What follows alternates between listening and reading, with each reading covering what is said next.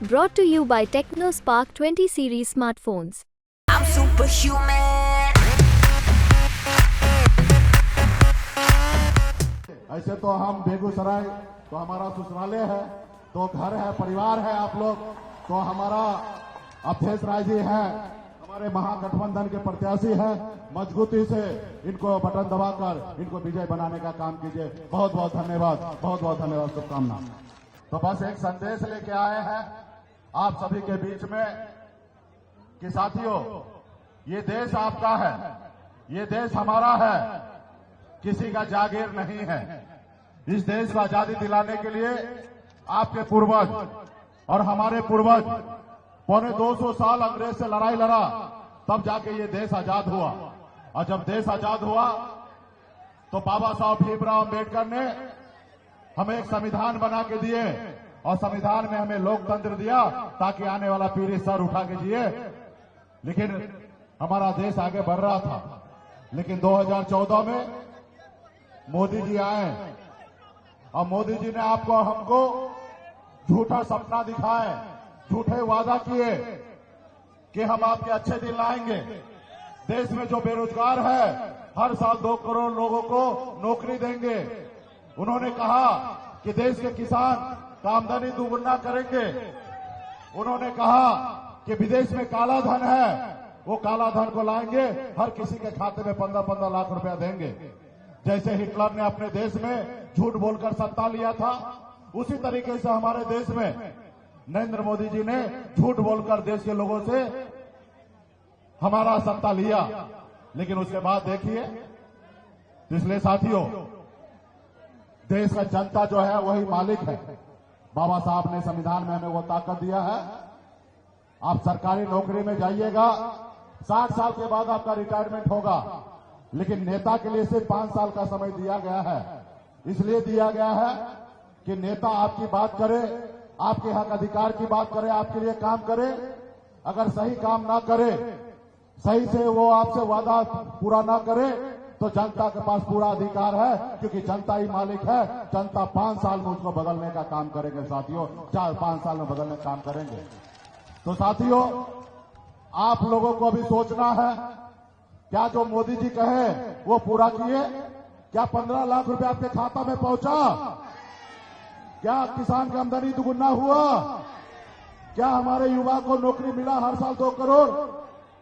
तो निश्चित तौर पे जब आपका देश का प्रधानमंत्री आपसे इतना झूठ बोले, छल करे, तो क्या करना चाहिए? आपको बदल देना चाहिए ना। तो निश्चित तौर पे ये समय आजादी के जैसे हमारे पूर्वज लड़ाई लड़ा, उसी तरीके से ये लड़ाई है। ये समय आ चुका है मोदी जी को बदलने का। आज बताइए, मोदी जी 75 साल के हो गए, उसके बाद भी जनता से एक बार मौका मांगते हैं कि हमको एक बार मौका दीजिए, हम तीसरी बार प्रधानमंत्री बनना चाहते हैं। जो उम्र में लोगों को अपने घर पे बैठना होता, अपने परिवार के साथ रहना होता है, हरे रामा हरे कृष्णा का जाप करना होता है, ऐसे उम्र में मोदी जी कहते हैं कि हम तीसरी बार प्रधानमंत्री बनना चाहते हैं। लेकिन मोदी जी एक योजना लाए थे, अग्निवीर योजना। उस योजना के तहत हमारे देश में सैनिक में बहाली होगा और देश के रक्षा करने के लिए, भारत माता का रक्षा करने के लिए बॉर्डर पे जाके सीने पे गोली खाने के लिए तैयार रहते हैं। लेकिन उसी में मोदी जी ने योजना में सिर्फ 4 साल के लिए कॉन्ट्रैक्ट पे आपको बहाली कर रहा था, जिसपे 18 साल की उम्र में आइए और 22 साल के उम्र में आप रिटायर हो जाइए। अब बताइए, ये देश का युवा 18 साल में आएंगे, 22 साल में रिटायर होंगे, लेकिन मोदी जी 75 साल के बाद भी एक बार मौका मांग रहा साथियों, मौका मांग रहा है। तो इसलिए साथियों, ये जो सरकार है वो गरीब पिछड़ा का सरकार नहीं है, ये अडानी अंबानी का सरकार है, ये गरीब का नहीं है। आज मुझे देखिए, तो संघर्ष में पिछले 10 साल से कर रहा हूं, खास करके निषाद समाज का हक अधिकार दिलाने के लिए, आरक्षण दिलाने के लिए लड़ाई लड़ रहा था। लेकिन 2020 में हमने पॉलिटिकल पार्टी बनाकर हमने पहली बार 4 विधायक बनाया और 4 विधायक बनाकर मैंने हमारे समर्थन से बिहार में सरकार बना था, नीतीश कुमार मुख्यमंत्री बने। अगर हम समर्थन नहीं देते तो नीतीश कुमार मुख्यमंत्री नहीं बनता, लेकिन हमने समर्थन दिया। लेकिन उन्होंने हमारे साथ क्या किया?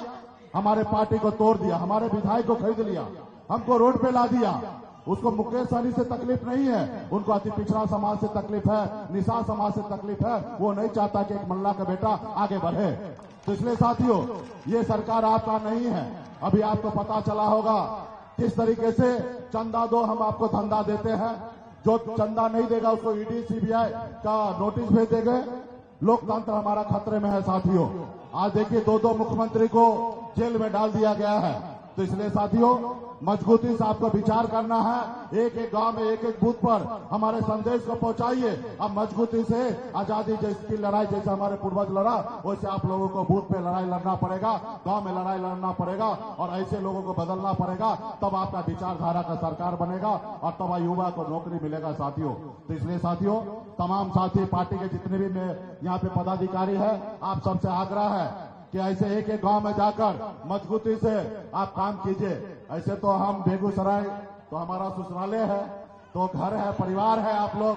तो हमारा अवधेश राय जी हैं, हमारे महागठबंधन के प्रत्याशी हैं।